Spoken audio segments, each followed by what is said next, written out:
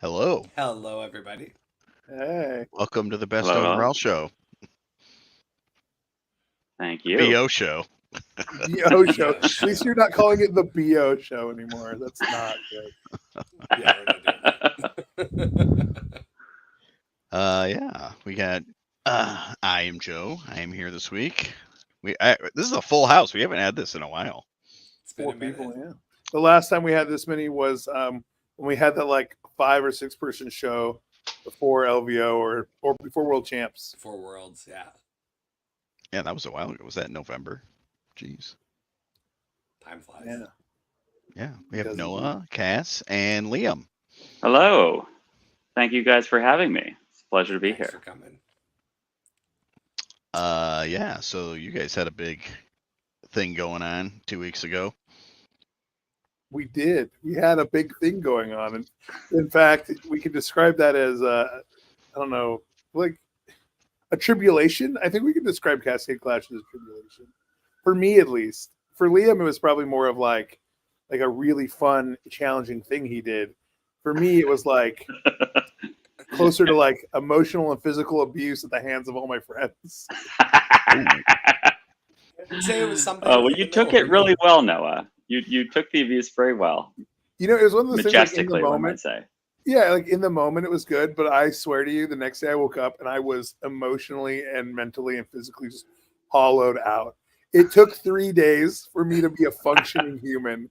Like on Monday, I literally like to the point where my wife was like, "We're just gonna leave you alone. You need to sit down." And I just literally, I did my bare minimum, like at work, like I met my work obligations, and then I just was just like emptied, like moving through the day. Like I didn't even notice the passage of time. And then Tuesday, I like was like kind of functioning but irritable, but like everything was tired, everything was hard, but I could do things. And then on Wednesday, I woke up and like I was like alive, like I was like a 95% human on Wednesday. What That's about when I started getting texts from you again. What I was bet you look at the timeline. What was so taxing about it? Because you weren't playing, right? No, and that's actually so like going into it. So I'll say it was an amazing event. It went really well. I think it was very rewarding. We're gonna do it again. It was a really cool experience and probably one of the coolest 40K experiences I've had.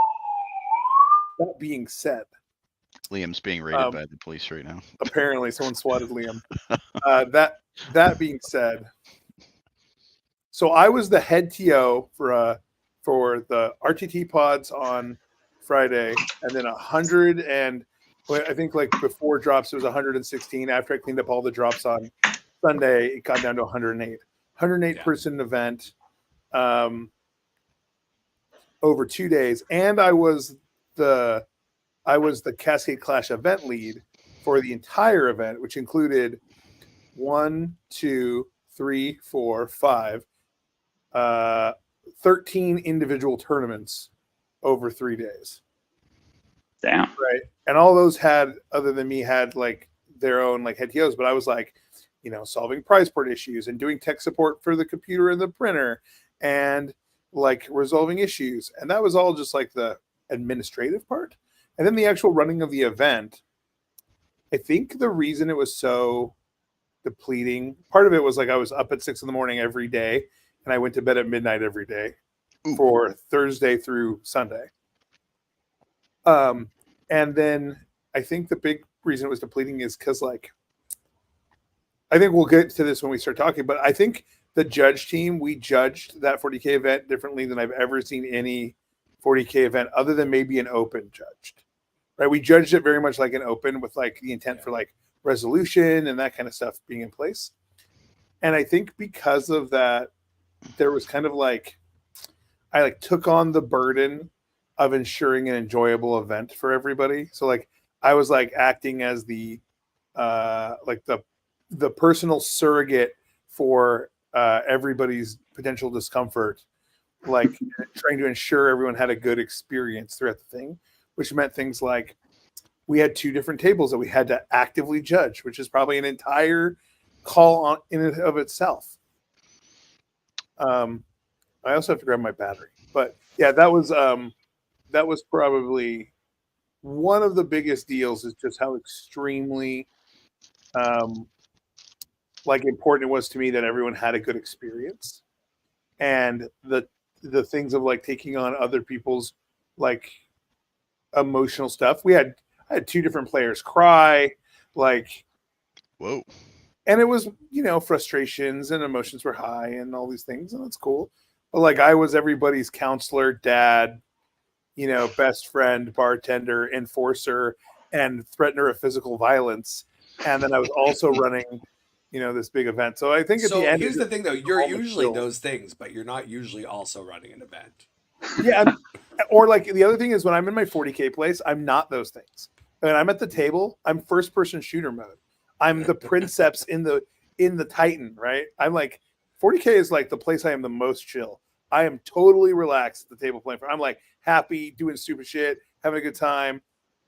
So like all my defenses are down when I walk into that room, but then I have to do all like the corporate and dad stuff actively while I'm also simultaneously in like my happy place. It was a little weird, but I think it turned out well. How was your weekend, Cass, for Cascade Clash? I'm gonna grab my battery while Cass tells us about his week.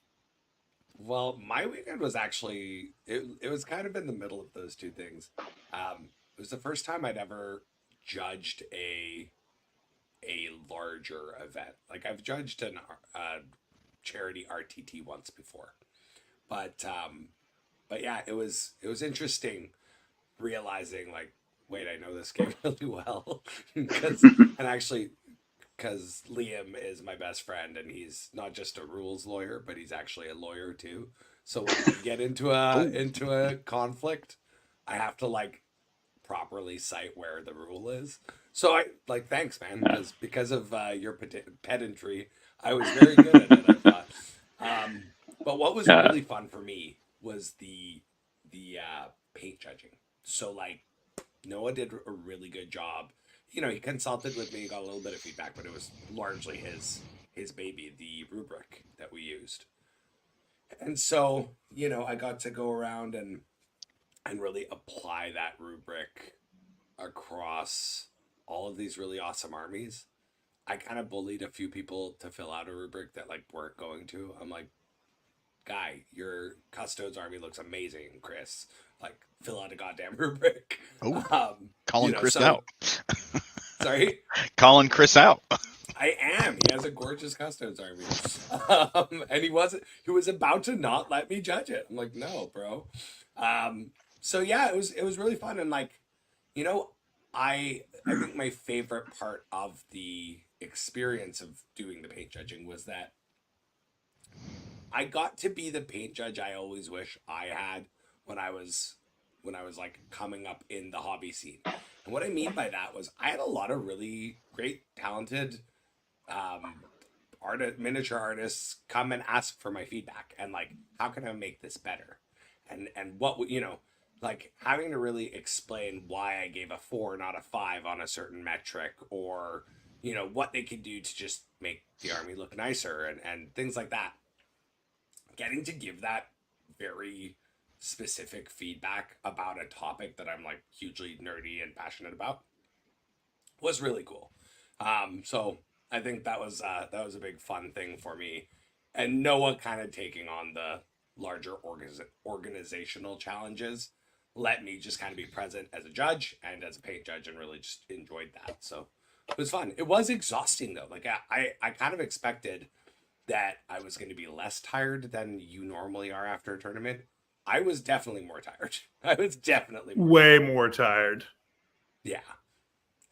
But there was another one of us that was there and present, and congratulations to Liam for winning best overall.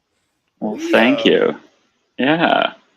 I had an excellent time as well. I mean, very different experience from you guys were, but I was, I think, no less tired. I got off a plane at 9 p.m. the night before. And went back from vacation, and it's like home by 10:30, in bed by 11:30, up at 5:30, driving down to brave the border, and then played 6 games of Warhammer with Hypercrypt Legion, which is not easy. It's really fun, really rewarding, really like just taxing army to play, right? When you just have so many decision points, you can, make all of them wrong, but apparently I have played enough practice games and lost enough of those at this point that I only dropped one game against Jake's Chaos Knights, and Noah was there for one of the major decision points. That was an absolute wild barn burner back and forth of a game. So Noah came over because he had to judge this crazy charge of a Knight Lancer across a building into a unit of my bikes. He tank shocked them, killed them in the tank shop, piled them in, and chopped the Nightbringer in half. It was a wild game. Dang. Yeah. And they're like really particular about the role. They're like, okay, we just want to have you here because it's going to be like kind of thing. And if it's even close, we want to make sure we're arbitrary from the beginning and whatever. So they, okay, cool. Yeah. Right, so I didn't want to have like, I didn't want to have that. It's been moved. Yeah. Right. No, and now it's a question of whether it's a 10 or right. Because it was this, really technical. And I'm like, I don't know where it can fit. Right. I could kind of sense that there was going to be like, he had a different idea of like how easily it was going to fit than I did. I'm like, let's just get a judge over here. And then we can have a great game and shake hands at the end, regardless of kind of how this charge goes. Which now, exactly I know Jake really well. I know Jake from a player, like we're not friends. I mean, we're acquaintances. Like we mostly interact only at events, but we've talked Knights a lot. And I know that he's an experienced Knight player, and I've seen him play Knights. And so coming over to him, I knew what he was going to do. And obviously I play Chaos Knights. And so I was like, okay, well, let's start with roll the charge. And then he just bangs a 12. And then wow. All right. Hero. Yeah. Well, this is just like super easy. He can go anywhere he wants. Yeah. That was so funny. So it was that him rolling double sixes there, and then the game ended up getting clinched on it came down to I had to like charge my boy dragon onto an objective to kill a wounded knight, and it was like I slipped 3 through. There's a 50% chance that 1 would kill it, 100% chance that 2 would kill it, and he rolled 3 6s to save, which is what he needed. And oh my god, what a game! But yeah, so that was the only one I dropped, and I had another really tight game against fellow Necron Josh, playing Hypercrypt Legion. Against Josh Bagwell, and let me tell you, Game 6 is not the time to come up against a Hypercrypt Mirror. My brain was like, it's like running red. My hands were like literally shaking. There was like so little left in the tank. It was a wild game, but tons of fun. I'll be honest. Watching y'all play Hypercrypt almost got me to play to like test it, because I played a lot of Grey Knights in the last edition. And it feels like seeing the mirror matchup. It felt like the Grey Knights mirror matchup from when psychic abilities were still a thing, because you had so many interactive and reactive abilities and the ability to impact what your opponent's doing, that it was like 3D chess underwater all day. Like I went to a GT and had 3 back-to-back Grey Knights mirror matches, and at the end of that event, at the end of that day, I literally went back to the room and JT was there, and I was like, I'm gonna die. like I just couldn't think in a straight line anymore. And the next person I played was like playing, I think, like Imperial Knights or something, and I was like, I shoot things. I think that's what I do here. Right? Yeah, my God, it's wild. Look at, what's his name? Tyler. Tyler was thinking so hard his nose was bleeding during both of his mirror match. So much blood. So much. Yeah. I was like, they're like actively like every couple minutes I'd go over when he's at top tables, I'd go over and be like, okay, switch out your nose tampon, like hand sanitizer, clean you up, water, remind like I was checking on his welfare. I have never seen someone be so cordial while losing so much blood. Like that was impressive. Tyler's an absolute hero. The military is full of those stories. Actively from his nose. Actively, like wow. Like a lot pouring of blood. Yeah. What's like a going Slayer on? song, Raining Blood. He's a nerd. Like he and I both have commiserated about it, though. We're the kind of nerd that gets nosebleeds. Oh, jeez, that's a big bummer. I mean, he's like a scientist. He's like a real nerd. layers of nerd. I love it. Yeah. It's amazing to me, like the like what's that called? The spread of types of like real high level nerd you get at some of like the top levels of competition. Like you'll be at like you'll see like the top 4 tables, whatever, and they'll be like a physicist, a lawyer, like what is going on here? Just scratches all the itches inside my brain, man. That's why I love it. I know it does. Yeah. It's just like, it's just beautiful. Yeah. So your weekend, Liam, actually started months before because you took best overall. So to take best overall, you had to have had a well-painted army that involved the development of a list and the building of painting of models, then actually not screwing up 5 of your 6 games to come to a score, right? Yeah. So talk to us about like the lead up, because obviously list creation and hobby project go into, you can't win best overall without those 2 things being in place. Do we want to do hobby progress real quick? Oh yeah, we can do that. We can spin. Okay. Cass, what do we got going on here? I wonder who painted this. Yeah, it's a big question mark. So what is this guy? I am getting ready right now. Like I've kind of like paused on the commission painting for just a second here because I won a GT as best general, but it kind of killed my soul to have my army not be painted to my standard. And I was like, that was fun, but hashtag never again. So I'm painting my Ultramarines up. So this is one of the company heroes that I got to paint up. His fellow is the next. His buddy is the next picture over. Does he have a robo hand?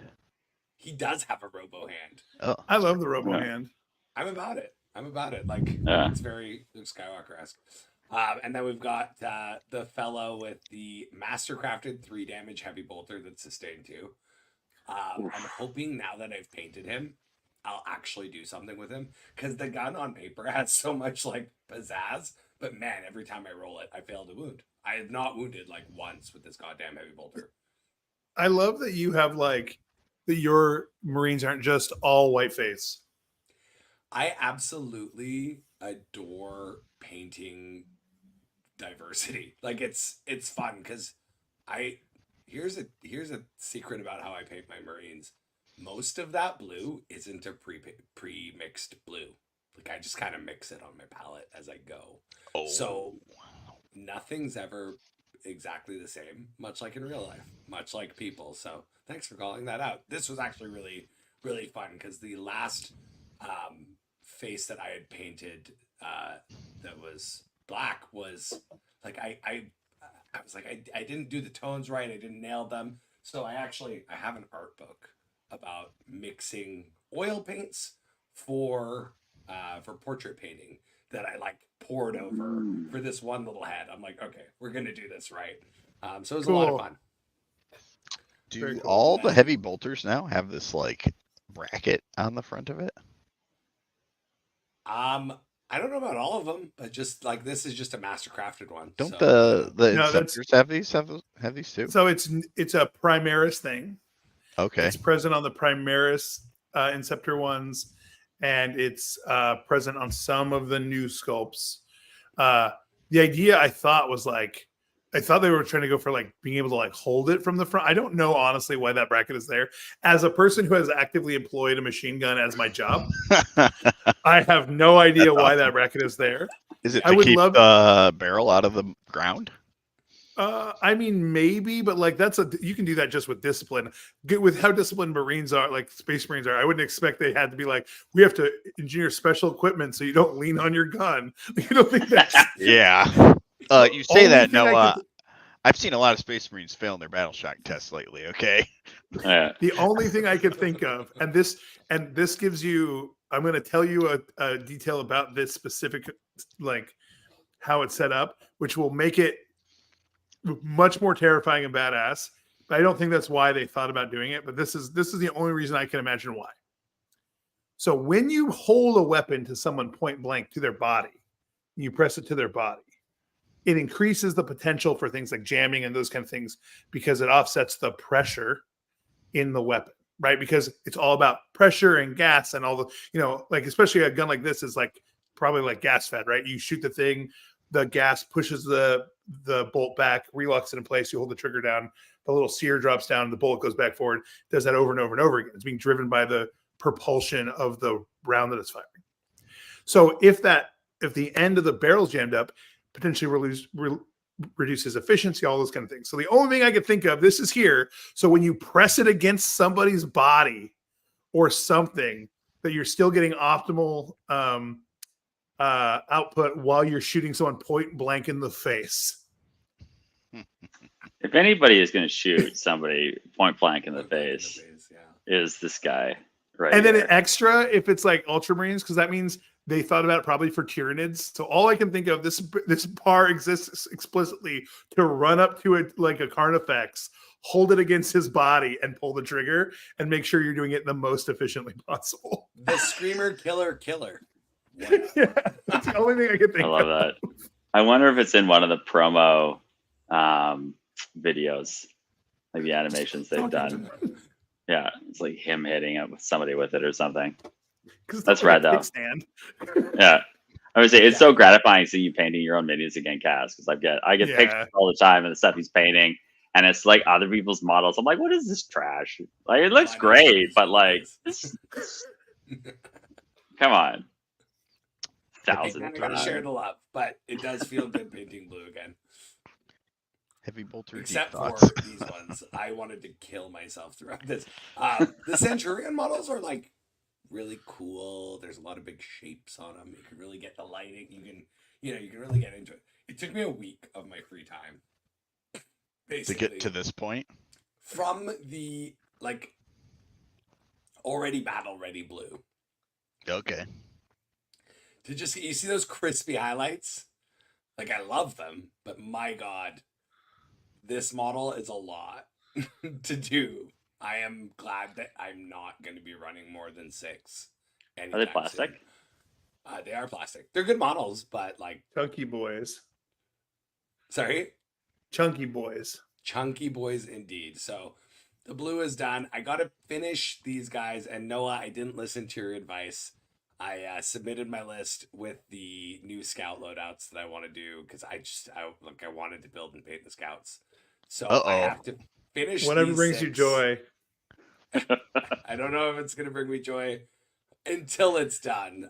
It's going to bring me a lot of misery, but it's okay. We're going to get there. So I have to finish these guys and then build and paint 10 scouts. See, I have a very strict no hobbying the day before an event policy. I do not touch a brush the day before an event ever. And so if I have to, I will sometimes make suboptimal list choices to ensure that doesn't happen. I just took the day off work. Yeah. Before psycho. So. Yeah. So like 90% of my painting has occurred within 72 hours of an event. I would like to say. The only time I violated it in recent memory was when I flew to LSO and forgot an entire night at home and had to paint a Calidus assassin on the fly. Yeah, FLG let me change my list last minute. I went and bought a Lilith Hesperax and the Sigma 6 Vindicar, kit bashed them together to make a Calidus, added that to my list and a different enhancement, and then resubmitted my list. And I went my only loss was the William Avalez, which turned out being retroactively turned into a win because of cheating. Yeah. Ooh. Well, you know what? So what you're telling me, Noah. Shut up. No, don't. No, that's confirmation bias. No. The one time you broke your rule is the time you got your golden ticket. Because I broke it out of necessity, not out of hubris. Cass. Fair. Hey, it's your rule, not mine. Fair. I mean, rules are meant to be broken. Okay. Oh, nice, yeah. Joe. God damn it, Joe. That's sexy. That looked really good. That is the full complement of Incubi. If I'm not is this like in a window somewhere, or is this a case? That's my display case. That's the bottom shelf. Okay. Yeah. So I've been knocking these guys out. I also have all my scourges done, but the other one I got to do their wings, so I didn't put them on there. So. Am I crazy, or did you take this stuff to an RTT? Oh my God, that RTT. I funny thing about that, I was going to, and then work emergency happened yet again. So that's like the third tournament I've tried to go to in the last 3 months. When you say work emergency, it has a totally different context than when I say work emergency. Yeah, so I just don't say pretty work bummed. emergency, but yeah, Joe's is for real. Actually, like literally, like he says that he actually means it. Yeah. I got the backside here. Beautiful. And sad day, I did end up having to buy a total of 7 boxes of Scourges to get the configuration I wanted. You should have called me. I have 7,000 points of Drakari that are languishing in a box, like literally just as a pile in a box. That's just a damn shame. I could have sent you a bunch too. Yeah. I have so many Scourges. Just ask for help next time, bro. They are Honestly, just we quite all have this plastic crack addiction, Joe. You know. Man, they are just such a slog to get through. The Scourges. Pay for no attention to that shelf. Pay zero attention to that shelf. Man. And it didn't feel bad having to paint 5 more mandrakes when they have new ones that I'm probably going to have to. Yeah, I think the old mandrake. I think the old mandrake sculpts are actually fine, and I actually don't think the new mandrake sculpts are that much better. My only beef with these is that the weapons just are super warped from being fine cast, even with like straightening them back out with hot water. You should do what I did: just cut them off and replace them with a different Drakari sword. Oh, I guess I hadn't considered that. Yeah, that's a good idea. I only considered that because my crappy resin ones like had them break off, and I was like, okay, well, we're not gluing that back on. Yeah, I do that regularly actually with resin models, like break their weapons off. They're just droopy. Yeah, they are droopy. Oof. Okay. What do we got going on here, Noah? This is a long story. So I was talking to Cass, and I was looking at the rubric for Wet Coast. So all 3 of us on this call are going to Wet Coast. All 3 of us are going with the intent of winning best overall at Wet Coast, right? I think all 3 of us are going with that intention. I mean, we love each other. We're each other's tribe. Like we actually all want the other person to win, and all 3 of us also have a shot at best general. So like it's fine, whatever. But both of those have golden tickets available, and all 3 of us would like to go to the World Champs this year. And so I was like, what do I have to do to like have a chance to like compete with Liam and Cass? I was talking to Cass about it, and I'm like, okay, well, like one thing that's missing right now is my display board I've been using is like a foldable chessboard that's been textured that goes inside of like a big wooden faux book that has like all this like heraldry and stuff on the inside. It's not really impressive for like a display board. Like it gets you the points, but it's really just like a small display piece meant to like when I went to LGT or when I travel or whatever. And it was not going to hold up against Liam or Cass at all. So I was like, what do I need to do? And I had this really extremely aggressively ambitious idea of an entire battle scene where a tomb world has awakened on this planet and my Chaos Knights are actively just murdering them all. And it was not a coincidence that the color scheme is very close, but slightly lighter than Liam's color scheme of his necrons. It's on. So what this is a 2x2 pink sheet that I did a whole bunch of stuff. Like I went and got a piece of concrete rock, and I actually used that as a stamp to texture the pink sheet.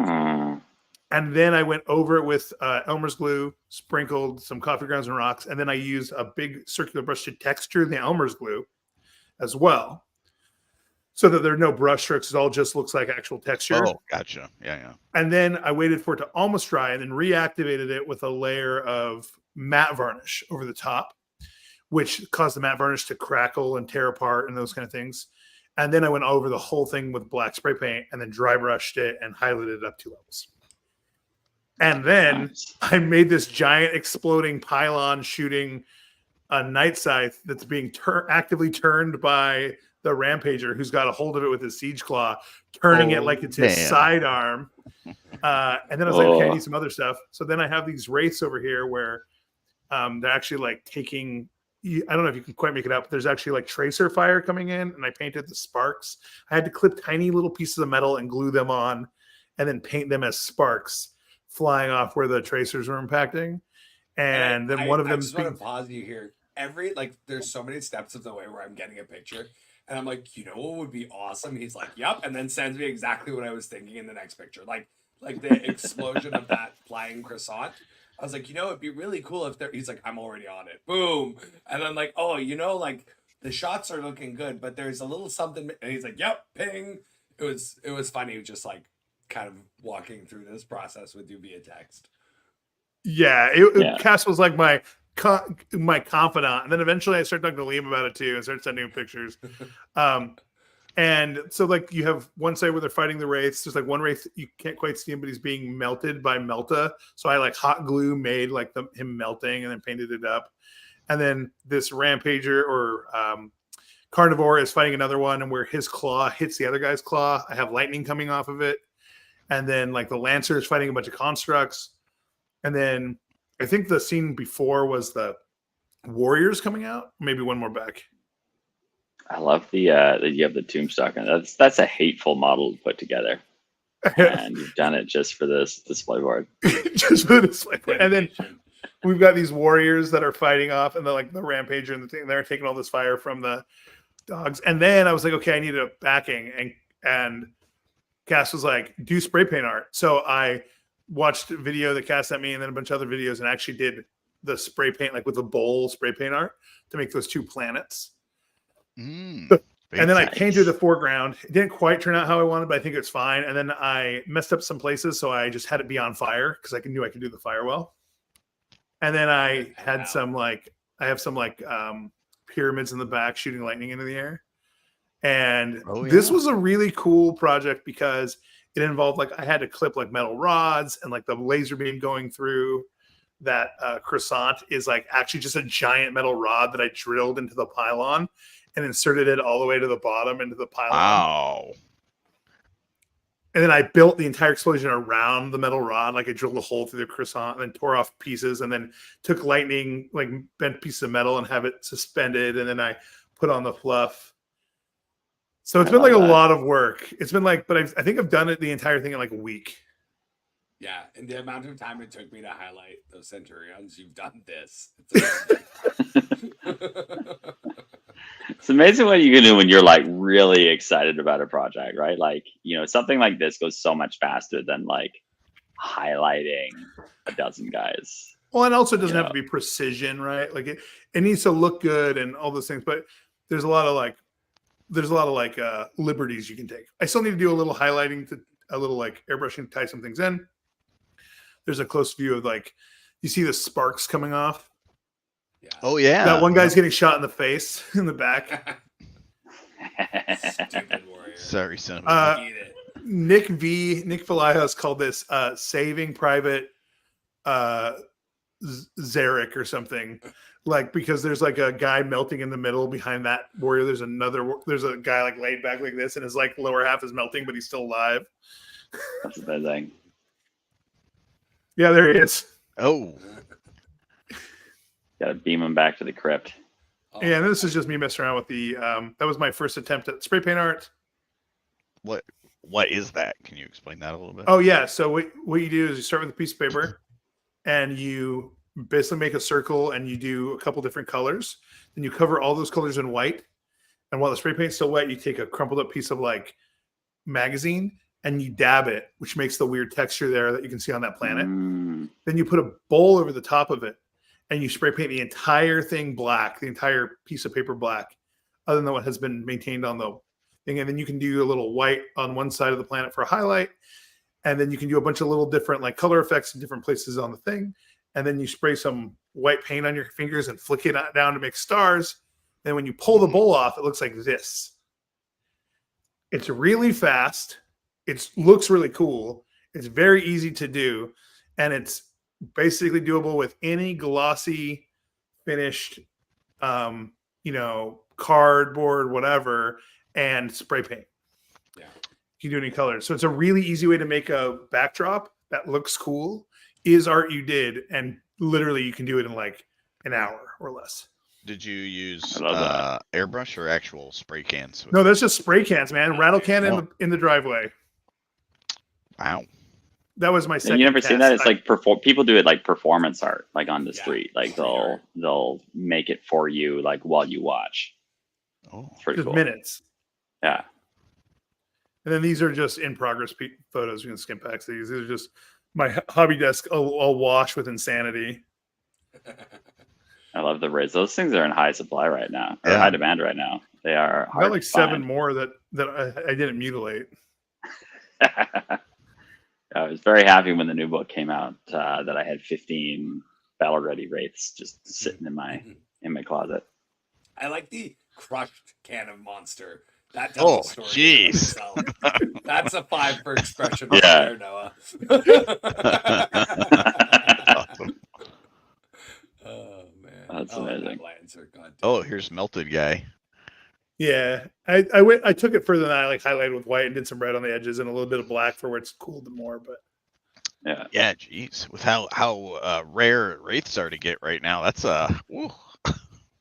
that's like something money on fire right there. Dedication to the craft. Yeah. Something about me. So okay, funny thing about this army is I've like touched it up and improved it further, but I actually won this art. This was an army that was originally painted for charity, and I won it in a raffle at Charity Hammer.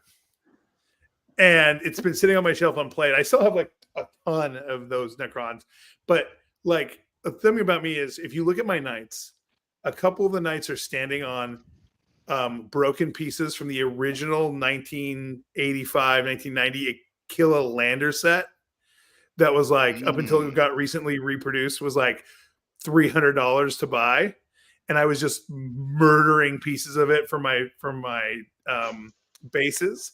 And then at one point in my display for my Chaos Knights, I had this Chaos Knight that was the entire actual Chaos Knight kit, but broken down and melted and like he was like dead on the floor, mounted on a Killa Lander piece. And then the legs that I had standing there that were from the Chiton Engine of Corn. So that one display piece that was like this big was like $400.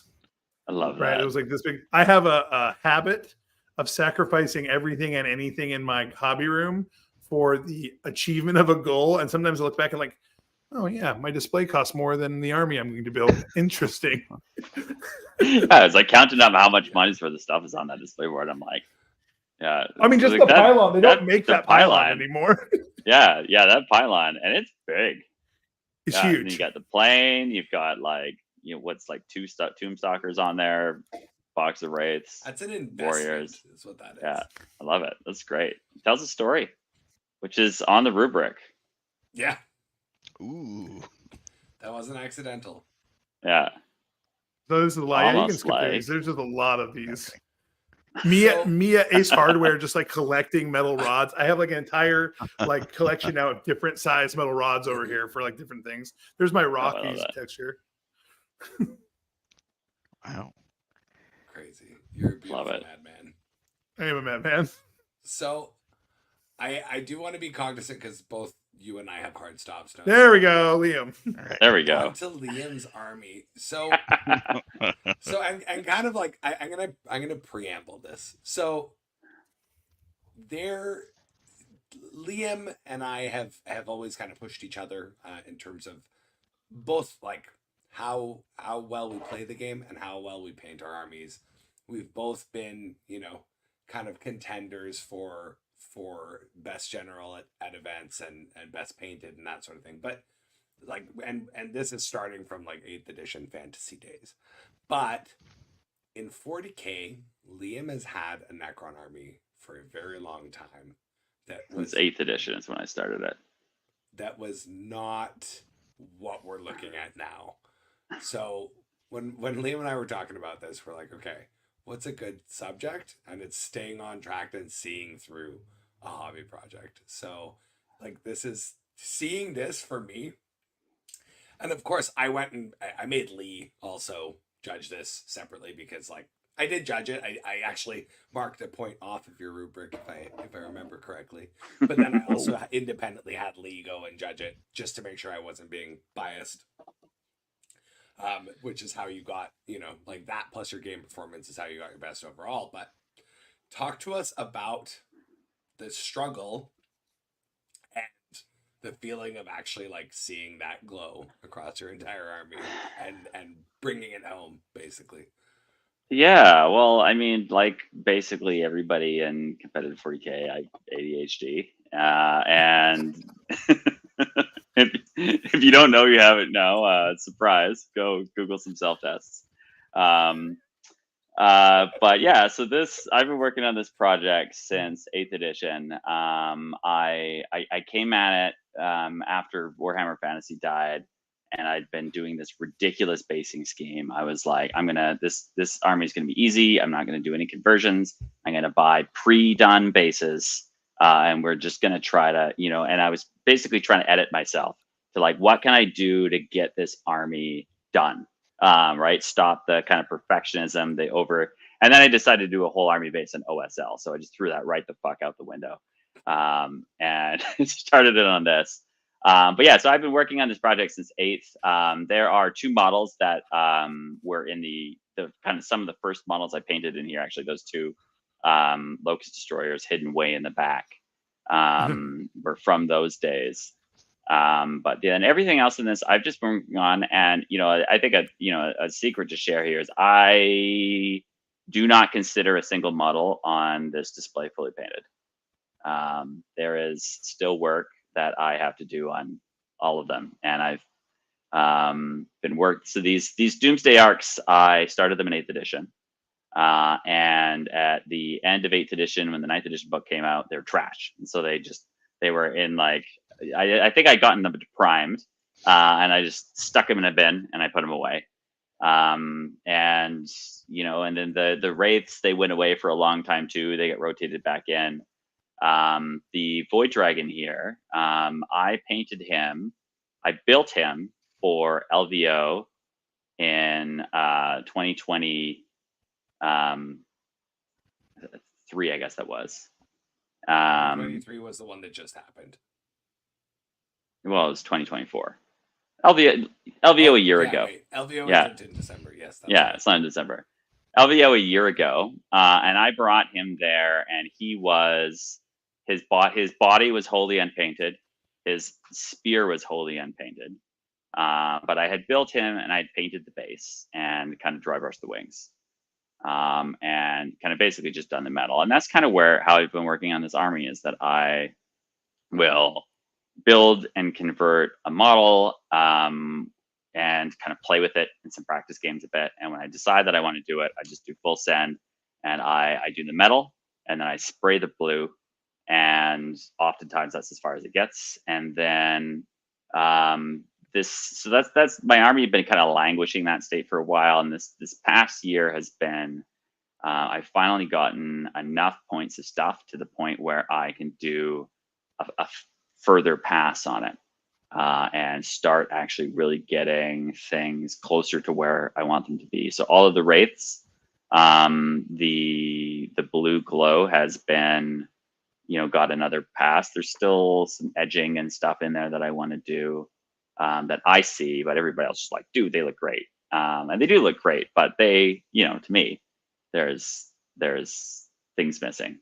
I'm really happy with how the Catan came out, though. Those models have been intimidating me for a long time, and that was, I think, part of the block I had for getting to them, is that I really wanted to do this kind of Starry Night scheme. I think if you kick to the next picture, okay. I have no idea what order Cass put these in. These are the wraiths up close. There we go. This is a little bit better. So I started off on this converted Technomancer down here in the bottom right, who I'm really happy with how the conversion came out. He's a conversion I've had in my head for like 3 years, and I bought all the parts for him. He's made out of a Night Haunt model. He came on a square base. That's how long I've had that model, thinking of this conversion. Is that just a straight up like Cairn? The Cairn Wraith. Yeah. So I've been wanting to do that conversion. He was actually supposed to be a Locust Lord. That was what I bought him for, but I built a Locust Lord out of something else and did this into a Technomancer instead, which was a lot better for. So he was my practice model. And yeah, I mean, it's as with a lot of the models, I get to a point where I'm like, okay, I have a Pinterest board for every army that I do. I've like collected all of the guides that I'm going to use, all of the reference materials, everything. All that's left is for me to do it. And then I just smoke a joint and hit full send. And oftentimes before I even know like that I've started, I'm like, I'm committed. I did that with my Silent King, right? Because the Silent King comes. So I don't know if you've seen that model. He's got this crazy lightning that comes out of a little disc, which makes sense because the entire model is suspended on this lightning. And I was like, well, the disc, how am I going to integrate the disc in with these plastic basing skins I have? I'm like, well, I'll just cut him off that and then glue it because that's a great idea. And I had already snipped it all off before I fully knew what I was doing. I was like, oh, all right, we might have to repurchase a $200 model if this doesn't go well. But we made it happen. But yeah, so I went from that to the Void Dragon, and that model, but again, like the lightning, I still have to do some work on that lightning. It's not quite where I was at when Lee came around to paint judge. He was just like, what are you working on? Like, what's the next thing? And my current hobby progress, I didn't send the picture of the castle seriously, is these Doomsday Arcs, all of the glow in them. They're still sub-assembled. So all of these you ribs. You can see those on Liam's painting Instagram at Liam is painting. Oh yeah, that's true. Yeah, I think I have pictures up there. You do. There's a shout out. Yeah, you can take a look. Yeah. We're moving along. Yeah, because I really want those models being sub-assembled. Those models are hateful models to work on. I think I had some, like 40 hours in just assembling them. Holy crap. Because yeah. I was just gonna bring something up. Like, I've talked about this army before on the show, and friend of the show Sam Lemon had very keenly asked some questions, because you wouldn't know it looking at his army, but Liam is colorblind. So like how do you navigate that? Because like you have often told me that purple is a lie and doesn't exist. I'm looking at a really well executed paint scheme that has purple in some of these satans. So yeah, I'm very suspicious of your honesty now, Liam. So I don't see the purple. They're just blue to me. And I think that's the thing, like when you see, because there are actually a lot of great painters out there who are colorblind. And you wouldn't know necessarily looking at them, but as a fellow colorblind person, I look at it and I can I'd be like, oh, like you've used a lot of safe colors here that you can see. And that's kind of why, like the blue, I'm very comfortable with blue. Like blue is most of my, I'm wearing black and blue right now because black and blue are safe colors. And because I know they mix, I know what they look like, right? So like looking at, like skin is really hard because like getting the skin tones right can be challenging if I'm just kind of guessing. And the purple, I mean, that was another just kind of full send. Like I sent some pictures to Cass. My partner's she's not colorblind, so I kind of take it into the room and show her. I'm like, hey, does this look all right? Does this look terrible? And she's vicious with her honest criticism. And so I know I can trust when she's like, but she hates the Void Dragon's arm. She thinks it's too red. And every time I show her that, she's like, I still think it's too red. I'm like, okay, that's nice. We're not making changes at this point. I have a question on that. Do you feel like, since you can't see colors, but I assume you can see like shades, right? You can see like like grayscale. Do you think that because that you might end up sometimes making like color combinations or applications that maybe a person who can see color wouldn't, but actually like accidentally end up looking awesome because it's something that like we wouldn't intentionally do?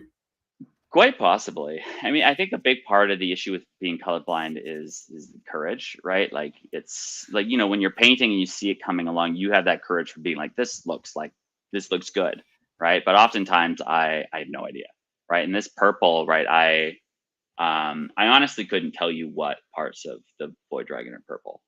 And most of it. Yeah. So I kind of, right? Like there was blues. I was working with a violet which just looks dark blue to me. And so I was kind of just guessing that it would work out and hoping. I was like, this is dark, right? It's a nice, dark, vibrant color, like that I can tell. So like color blindness is, it's not, I'm not a dog, right? I don't see black and white. But the cones in my eyes are basically like slightly malformed so that they shift the colors, and each one of the cones in your eyes sees a different color. So when they're like a little misaligned, you get some kind of weird overlap in what certain colors look like. So certain greens look brown, or certain greens look gray, or blues look purple, or reds look brown, right? And so you kind of get these like danger zones, which you start to recognize after a while, with people making fun of you because they're like, I'm like, oh, my green shirt, like that shirt's gray. And when it comes to painting, I've sent Cass a picture and be like, oh, like, don't these guys look good, right? And he's like, Liam, you totally edge highlighted all of these models the wrong color for your scheme, which I've done before, right? Which I basically just threw that army out afterwards because it'd been so much work. And I was just like, Space Marines, to hell with edge lighting. But it's just, you kind of just got to, it's a combination of guessing and asking other people and kind of learning the color wheel and what colors work together. And then just kind of going with it. And that's kind of part of where, you kind of just have to commit sometimes without knowing whether it's going to look good. Because I send pictures to people, but you can't always be like, getting feedback from people as you're going along, right? Because, other people have lives. So you just gotta hope sometimes. And in this case, yeah, it worked out. But sometimes it's tough though too, because it's not working and you don't know why. Like there's something in your eye that's like, oh, like I can't tell which color isn't quite working for me, which is challenging. So Cass has suggested some of the blues need a bit of teal. So that we might get in there on some of these the big guys. But it's honestly, it's just a challenge, right? When you're like, color blindness is a thing that you just kind of got to work around and understand what limitations are. We got 4 minutes left before Cass and I have to disappear into pumpkins. So we know that you've been working on your army as far as composition wise. You've gone to LVO and you've gone to mid tables and Cascade Clash. You got something pretty well tuned in. So I think we feel cool about that. However, what I want to know is, so let's say you worked on your list, you trained it over several events, you play tested, you got it working, you got tuned in. Color scheme has been a labor of love. So during we don't have time to go over every round, but during Cascade Clash, what was the one decision moment that you feel like stands out in your head? That, because if you would have lost one more game, you wouldn't have got best overall. So what is that fulcrum decision moment that switched us into the timeline where Liam won Cascade Clash? What is that like? What was that one moment across all 5 rounds, other than 5 that you won? What was that one moment that was like, oh, we're in the one now, where Doctor Strange is holding up the finger? Oh my god! I mean, with Hypercrypt, it's so hard because there's got to be a moment that stands out.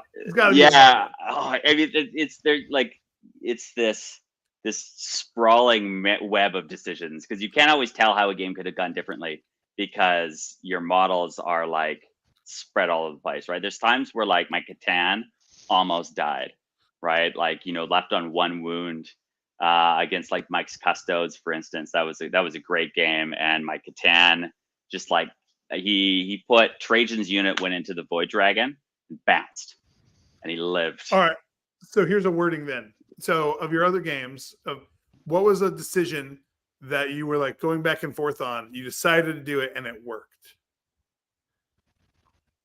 I mean, sometimes with this army, you just got to put a Catan into harm's way, knowing that like, you just be like, I think most of the time he lives. I'm pretty sure. The math's really weird, but sometimes you just got to get him to stand out there, and people just put everything into him, and he just lives. And there's a couple times where the most epic one is I bounced the Transcendent into my World Eater opponent backfield, and it pulled Angron back out of position.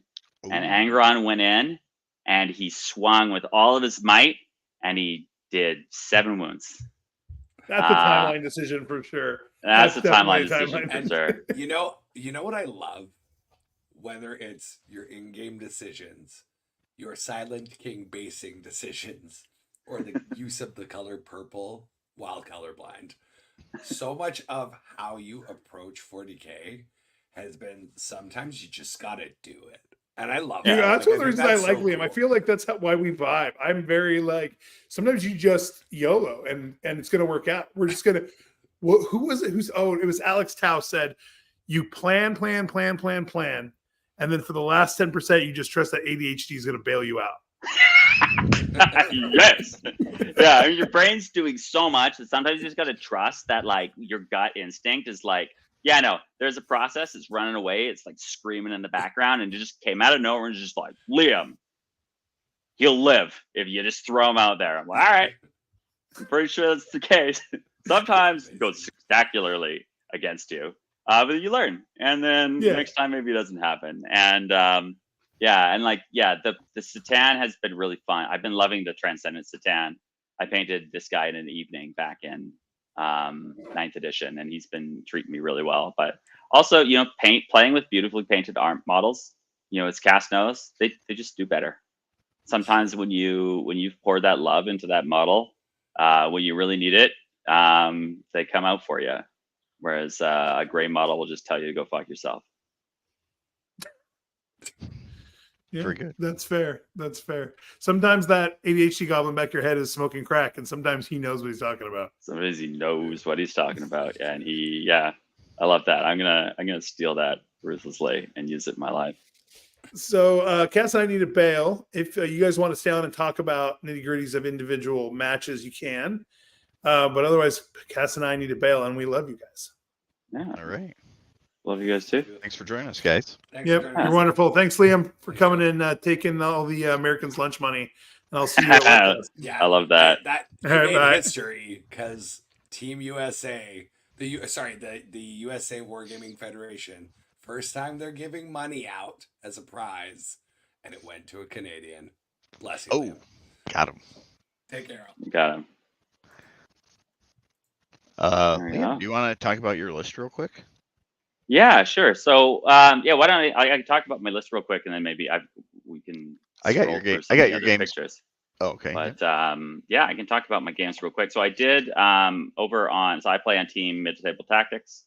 I went over my games in kind of exhaustive detail for quite a while over there. If folks want to kind of check out the whole thing, I can get you that link. Oh my God, okay. I pulled up I lost you. Oh yes, because it's a browser window. But yeah, so I to kind of really broadly speaking,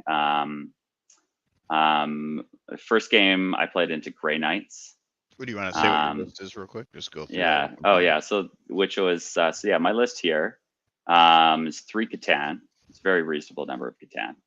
Got the Void Dragon in the middle, Transcendent Satan, and then the Nightbringer. And then I've got 2 Doomsday Arcs for fire support. I put these in my list because of Custodes. Up in the Pacific Northwest, we're just lousy with Custodes players. So whenever, so as soon as I saw Custodes kind of get nerfed, a lot of their natural enemies going away, I was just like, all of the Custodes players are going to be out to play. And these Doomsday Arcs just windmill slam them back in. Because they've got 4 damage on their big guns. D6+1 blast, AP4 4 damage, dead wounds if they don't move. They're really good at killing Custodes. Oh wow. Yeah, and then 2 big units of Wraiths with Technomancers. They're OC2 each, and so they're really good at. They're fast. They're really good at holding objectives. I also just love Wraiths. I ran 15 in 9th edition because they're fun, they're fast, they're dynamic. And I just really love the models. They just look really cool. And I've liked how mine have looked out. The painting, they look really good from up down, with like the combination of the blue and the copper. There we go. In fact, these models are what made me go from, because if you see like the Locust Destroyers in the back are more silver. Okay. Painting the Wraiths made me pull towards copper. And which I, you know, as you see, like from the Doomsday Arcs and stuff, are much more copper now. These guys, I actually got a little bit the details on the blues done, so I'm happy with them. Okay. And then I've got a Hexmark Destroyer and some chaff. So I really like the Tomb Blades because they can, when you draw, they can shoot and then move. And so when you're in the Deep Strike army, right, I can 3-inch drop them and then shoot and then move on to an objective. And they're OC2, so they can steal objectives from people. You said the really Tomb Blades cute do that? and fun. Yeah, I got a picture here of the kind of the blue coming through these ribs. I've got two Technomancers. Here's the close up of the Technomancer conversion. That came out amazing. Very good. Thank you. Yes, he's like 6 different minis, I want to say. Wow. Went into this, which was a really fun one to put together. I kind of really love sourcing different parts. Like when you have 5,000 points or more than that, you have the whole Necron line, right? Beam of like pull bits from different places. It's very fun. And that's Mr. the Hexmark. Mr. Hexmark Destroyer. You put all these individual like lines on the orb that's on his back? Yeah, that was all freehand. Oh, that looks great. Thank you. Yeah, so it's kind of Lee was talking about it when he was looking through, and he was just like, "How did you do that? That must have taken so much time." And it actually wasn't that bad. I kind of just started doing lines in a light, kind of a mid blue, a light blue, and then kind of like a white, and then going back through and doing the same thing dark. And it came out pretty quick. Like hours. They look really even too. Yeah, that was the hard part. Is the even. This is my other Technomancer. He's also made out of a whole bunch of different minis. The base is Canoptech Crooked, as I want to see. So he was a limited edition Foot Technomancer. Unfortunately, they got rid of the Foot Technomancer in the new book. Oh. But that just means that there's just one kind of Technomancer now. So I just I had to rip him off of his old base and put him on a 50, which that was the big hobby I did for leading up to Cascade Clash, because I was out of town for the week and a bit beforehand, so I didn't have as much hobby as I wanted to do. Because as I said earlier, I do I do almost all of my hobby last minute. Same. Yeah. I don't know what he's talking about. Yeah, the ADHD crunch comes in, and I just like, you know, the adrenaline finally kicks off that procrastinating, and I finally really start getting some movement. So it's his whole weapon needs to be done, but that's kind of the weapon, that thing's on his back. Mm-hmm. This guy is on a freakishly small base. Yeah, he's on a 40, which is ridiculous. I hate this model. So much, which is funny because like I have wanted to paint this model since it came out. Like I remember it's a 2003 or 2004 mini. Yeah. And I remember it coming out and thinking that guy is so cool, and just wishing I had an excuse to paint him all this time. And then when I finally get him, I'm like, this model is awful. Is this one Finecast or metal? It's Finecast, yeah. Yeah, and so you could see there's a little bit of a warp in his blade, which I had to pin in order to get it to stop breaking off. All the folds in his clothes, right? They're not like those nice clean folds that you get in new models, new plastic ones. They're kind of a little bit warped, right? There's his shoulders have some awkward. I don't think that they're imperfections in the mold. I think they're just kind of awkward detailing, kind of on his muscles and his folds that just stop you from doing kind of nice, clean highlights, and it kind of just. Yeah, so I ended up buying Artel Miniatures version of this model, which is much nicer. So he arrived while I was at Cascade actually, and I haven't gotten to working on him yet. Well, he does look pretty amazing, other than being a dated model. Yeah, thanks. So the part that you can see here looks good, but like looking at him top down is the part that I'm unhappy with. So that's the nice angle on him. Yeah. Was there any of your games you wanted to talk about at Cascade? I see any particularly exciting ones? Yeah, particularly exciting. So I talked a bit about the Chaos Knights game. The Chaos Knights games. That was game 3 of day 1. So that one, that it was so close and it was so fun. So I was totally not sad about how that game ended up, and I just thought, well, now, I get to submarine to best overall. Was the hope, and game 1 of day 2. Noah comes over to the table and says like, "Hey Liam, just so you know, you're confirmed tied second place for paint scores. So best overall is within your reach." And that really just kind of kicked my brain into Super Saiyan mode. And I just like, all right, we're doing it. Sorry, buddy, across the table from you. Like, this is happening. And that was when my Satan decided that they just weren't going to die. And I think I only lost 1 from then until the end of the tournament. So they decided to show up. And your loss was at 90, which is pretty impressive unto itself. Yeah. Well, it was like a 1-point game or something. It was like, as I said, it came down. It was like if his War Dog had died, it was my game, and if it lived, it was his game. That was how tight it was. And then and then I played World Eaters, which, as I said, my Transcendent Satan went hero mode, survived 2 charges from Angron, and then killed him, which was wild. Wounding on 5s, but AP 3d6 damage. So he's just slipping them through here and there, and he ended up whittling him down, which was a wild game. But we otherwise he kind of cagely came up to stage, and I reallocated because I'm playing Hypercrypt, right? So uppy downy. So I uppy like 1,000 points, like both my Doomsday Arcs, all kinds of stuff, like drop it down, shoot all of it at like 2 units of Exalted 8 bound, and killed 1 guy. Wow. Like, oh, this game is not going my way. Maybe that's it for the run here. And then he went into me and also bounced. And we just had this hilarious game where neither of our armies could kill each other, apparently. And I went on like objective control, basically.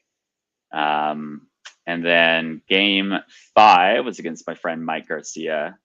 And I went into a lot on some detail on the mid-table stream about this game, but the kind of real decision point there was that my Transcendent Satan nobly sacrificed his life to bounce kind of deep into his zone to deploy homers. And this is a way that you could beat Custos, is they just don't have much stuff. Yep. And so if you can fight them not on objectives, then oftentimes that's all you need to pull it out. And so I made him fight Wraiths, not on objectives, because he came for a Doomsday Arc, and I just was like, I'm going to try to hold the objective with as little as possible, and make him pull resources off the objectives. And he ended up doing that. He charged Trajan back into his own deployment zone to try to kill that Transcendent Satan. and that was the real decision point. Was he that successful? won me that game. He did kill it. Oh. But by less than he wanted to, and then he was so out of position that he basically did nothing for the rest of that game. And then game 6 against Josh Bagwell was wild. That was a very Hypercrypt versus Hypercrypt when you've played 15 hours of Warhammer before that. Yeah. Right? Jeez. Like, my brain is just in full meltdown. And he's got a Tesseract Arc and a Monolith. Oh, the Arc is not the gigantic. The Arc, not the Vault. Yeah. So the Arc is it's actually, so it's the back of the Doomsday Arc, without the cannon and the ribs. And then there's a Forge World kit that's like this big shield that goes on top of it. Okay, I've seen that thing before. Yeah, it's a weird little model. It's only like 100 and something 30 points or something like that, right? So it's cheap. Yeah. So he kind of it was cute. I like that. It was interesting seeing it in there. I was like, oh, I could see how that could do some stuff. But yeah, he had the Monolith, which was really the big difference between our lists. He had some Wraiths and one Doomsday Arc, but he traded out basically the other unit of Doomsday Arc, the other unit of Wraiths, and the other Doomsday Arc for a Monolith, and did Monolith shenanigans at me. Was that a help or a hinder in your mirror match? What's really funny about Hypercrypt generally is that there's an enormous amount of build diversity in Hypercrypt, because it's basically pick stuff up and then throw it at objectives. And so there's all kinds of armies that are just, it kind of doesn't matter what's in there, because so long as you can pick it up and throw it at objectives.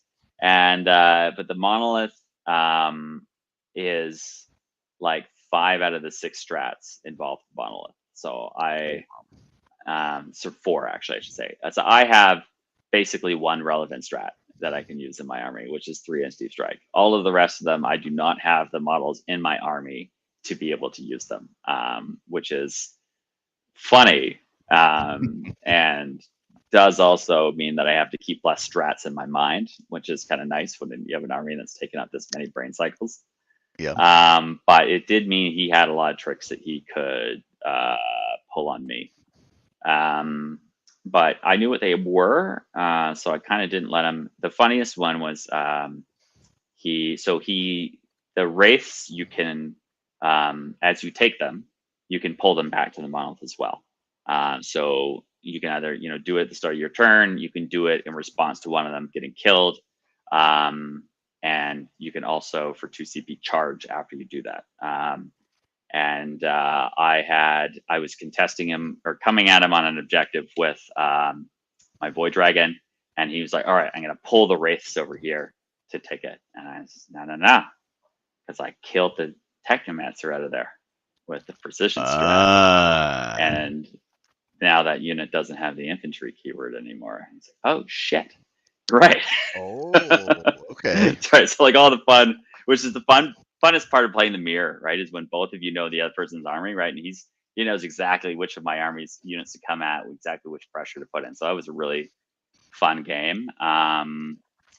I think I went second, and that was that's very powerful in the match. And I because you pull your guys off first. Is it at the end of his turn? Yeah. So with the uppy downy, units that start on the table aren't subject to the turn 1 deep strike restrictions. Yep. So if you go second as a Hypercrypt player, you can pull units up and drop them first turn, which gives you a huge tempo advantage. And then you also get the bottom 5 scoring. So, and when you can deep strike onto objectives or to any part of the board you need, that's like just really huge. And so, Necrons don't kill that much. So I don't think we probably only killed like 500 points, 600 points of each other's armies. Holy crap.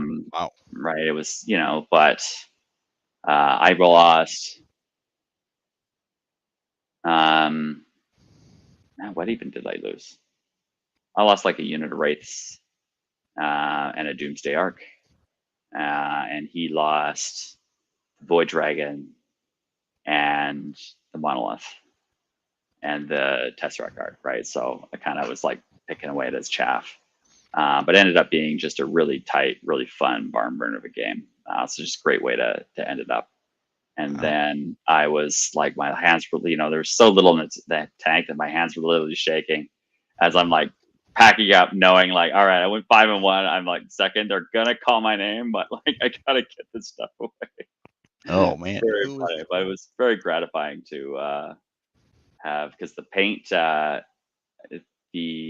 competition in the Pacific Northwest for paint is really high.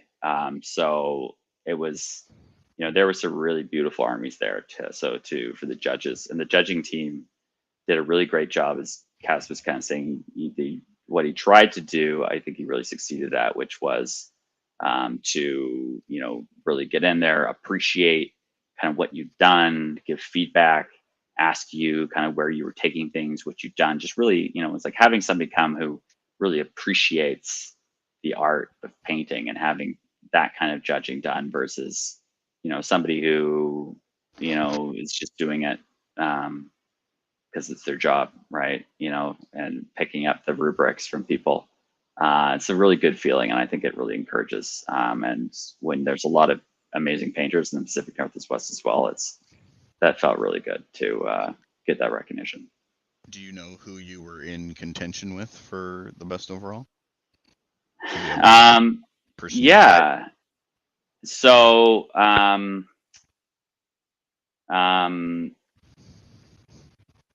Donald Plummer is he's a really good player, beautiful painter. He ended up tying second for paint. And so I was kind of watching him go along as you went, because I was just like, okay, he's kind of like my peer. And he actually, it felt really good. He didn't bring his Necrons because he thought that my Necrons are better painted than his Necrons.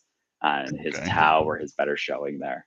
So even though he wanted to play the Necrons, he wanted to compete with me on paint with his Tau, which, coming from a good painter, felt really good. And Tarzan, he's the one who came number one. He actually got a perfect score on the rubric. Wow. I wish we put a picture of that up, because his army was absolutely incredible. He plays orcs. The whole army was non-metallic metal. He had his display board had a rock band, an orc rock band in the center of it. It is super fucking rad. And I'll try to hunt down if he has social media so you guys can post it, because he deserves, he absolutely deserved to win. And if he had, if he played better, then it would have been his. But I think he ended up like 4-2. Yep. So 4-2 with orcs. Yeah. So that one last game was what it did for me. All right. Well, where can our handful of viewers find you, Liam?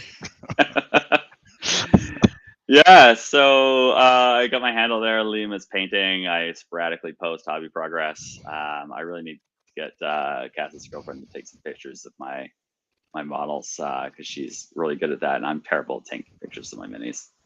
Yeah, I also play for with the Mid-Table Tactics team. We've got a YouTube channel. Mid-Table Tactics is where we post battle reports, 3 hours on the clock, competitive wargaming, and those are fun. And I went and talked about all my games in a kind of longer video, if anybody wants to check those out. All right. Well, hey man, thanks for coming on the show. And my pleasure. Thanks so much for having me. Congratulations on best overall. Thank you. Yeah. All right. Well, everyone, have a good night. Thank you.